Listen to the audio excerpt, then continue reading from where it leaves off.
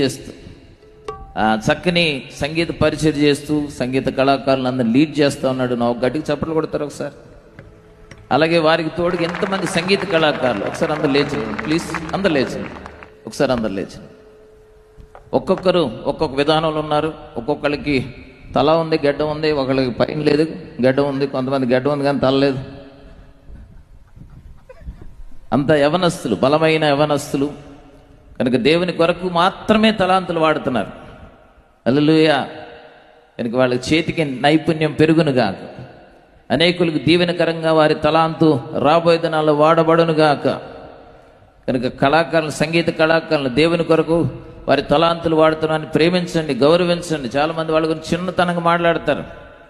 వారు కూడా గౌరవంగా, ఘనంగా వారి కుటుంబాలు వాళ్ళు బ్రతకాలి. కనుక ప్రేమిద్దాం, అని ప్రోత్సహిద్దాం. Thank you. God bless you.